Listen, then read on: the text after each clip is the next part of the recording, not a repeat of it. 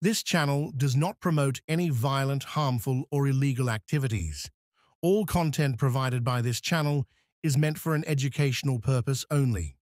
এটাকে মৌখিকভাবেও আমি বলেছি অনেক মাঝে আমার তেমন কথা বলতে চাই না, কিন্তু যখন দেখলাম যে বারবার বলা সত্ত্বেও যখন সে করছে না, তখন তাকে বলা হলো যে আগের বারে আবার তখন আর চিঠি লিখেছেন যে ভবিষ্যতে করবে না, এটা তারপরে তুমি সেটা কন্টিনিউ করে যাচ্ছে। স্বাভাবিকভাবে এটা তোমাকে একটা ওয়ার্নিং দেওয়া হলো এবং এরপরে কিন্তু দল সিদ্ধান্ত নেবে। দলনেত্রী কি বলছেন, সেনাপতি কি বলছেন, 2026-এর নির্বাচনের রেজাল্টের দিনে বিকেল 4টের সময় এই জবাব দেবে। আজ কে বলেছেন আপনাকে? আমি কোথাও মানছি না বলেছি। দলনেত্রী তেনার মতো বলেছে, অভিষেক বন্দ্যোপাধ্যায় তেনার মতো বলেছে, আমি আমার মতো বলেছি। আমার যে গ্রাসরুট থেকে আমি যেখানে বসবাস করি, যে জেলায় বসবাস করি, সেই জেলায় আমাদের 20টা সিট আছে, 22-এর মধ্যে 2টো বিজেপি আছে। আগামী রেজাল্ট যখন হবে, ওটা সার্বিক 294-এর মধ্যে 213 জিতেছিল। তারপরে বাই ইলেকশন কিছু বিজেপির এমএলএ এসে আজকে 226 হয়েছে। 2026-এর নোটিফিকেশন হতে দিন, তারপরে পলিটিক্স আমিও দীর্ঘদিন ধরে করছি, আর আমাদের নেত্রী 50 বছর ধরে পলিটিক্স। কোথায় চ্যালেঞ্জ হলো? আপনারাই বলছেন, তিনি ওনাকে গিয়ে বলুন। আমি তো 26-এর রেজাল্টের টাইমে বিকেলবেলায় কথা বললাম আপনাকে। আমি আপনার এই স্পেসিফিক প্রশ্নের কোনো উত্তর দেব না। আমি কেন বলেছি সেটা যে 195 থেকে 98 হবে, এই প্রশ্নটা ঠিক, এই বক্তব্যটা ঠিক না? আমাদের নেত্রী যেটা 200, কেউ বলছে 250, আমি শুনেছি একজন বলেছেন, মন্ত্রী তিনি রাজ্যে, তিনি বলেছেন 250। 2026-এর ইলেকশন কমিশনের নোটিফিকেশন এবং কাউন্টিং এর শেষে 4টের সময় এই প্রশ্নের উত্তর আপনাদের। আমি কি করে বলবো? আচ্ছা ব্যাপার বলে তো আমি আসামি। এর আগে তো আপনারা যখন আমাকে সেকেন্ড নোটিশ হলো শোকজ, তখন আপনাদের বিভিন্ন মিডিয়াতেই তো আমাকে ফাঁসি দিয়ে দিচ্ছিলেন।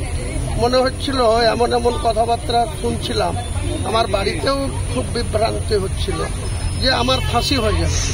তো লাস্টে দেখলাম যে এই জাজমেন্টও পা গেল না। ফাঁসি তো দূরের কথা, বা জাজমেন্টই হলো না।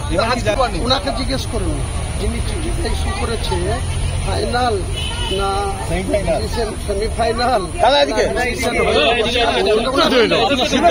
আমি রাজ্য নেতৃত্বের প্রতি পূর্ণ আস্থা রেখেই বলছি, আমার জেলার রাজনীতি যেভাবে চলছে, যেভাবে নেতৃত্ব সিলেকশন হচ্ছে, যেভাবে নেতৃত্বরা কথা দিয়ে কথা না রাখে, 2 বছর ধরে 2023-এর পঞ্চায়েত নির্বাচনের আগে থেকে সর্বোচ্চ নেতৃত্বকে জানানোর পর 2024-এর লোকসভা ভোটের সময়েও সর্বোচ্চ নেতৃত্বকে জানানোর পর এখনো 2টো ব্লক সভাপতি, যেখানে আমার বিধানসভায় আমাকে অন্য জায়গায় নেত্রী পাঠিয়েছিল, সেই সাব ডিভিশনের 4টে সিটের মধ্যে সব থেকে বেশি মার্জিনে মানুষের রায়ে আমি নির্বাচিত হয়েছি।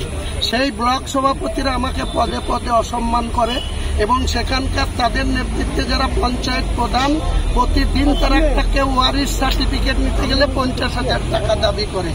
এই অন্যায় কাজের বিরোধিতা আমি করেছি, করব, আর তার জন্য আমাকে যা সিদ্ধান্ত নেবে আমি মেনে নেব। সর্বোচ্চ নেতৃত্বের কাছে লিখিতভাবে আবেদন করেছি। আজ পর্যন্ত 2টো ব্লক সভাপতি করতে 30 বছর কংগ্রেস করেছি। অতীশবাবুর নেতৃত্বে করেছি, অধীর চৌধুরীর নেতৃত্বে করেছি। কোন ব্লক সভাপতিকে সরানোর জন্য রাত্রি 8টায় বললে পরের দিন সকাল 10টায় সেই সভাপতি সরে গেছে। আর 2 বছর ধরে 2টো ব্লক সভাপতি সরাতে গিয়ে আমি ক্লান্ত হই। বললাম তো, কোথায় জানিয়েছি না জানিয়েছি স্পেসিফিক তারা জানে, তাদেরকে প্রশ্ন করুন, তাহলে তারা স্বীকার করবে, না অস্বীকার করবে তাদের। গাড়িতে কিছু নিয়ে এসে বিধানসভাটা তো তুলসী গাছের জন্য না, আর ঈদের নামাজ পড়ার জন্য না, কুরবানি করার জন্য না। বিধানসভাটা হচ্ছে আগস্ট হাউস, এখানে সংবিধান মেনে স্পিকারের আন্ডারে এখানে আমাদেরকে সবাইকেই স্পিকারকে সম্মান দিয়ে চলতে হবে। ঠিক আছে, কিছু বলবো না, এখন কমাই যখন সময় আসবে। আমি ন্যায়ের পক্ষে আছি, তৃণমূলের পক্ষে আছি, দিদির পক্ষে আছি, অভিষেকের পক্ষে আছি। কিন্তু যারা দিদি এবং অভিষেকের নাম নিয়ে জেলাতে যারা আস্ফালন করছে, তারা যে অন্যায় করছে তার সময় মতো যোগ্য জবাব পেয়েছে।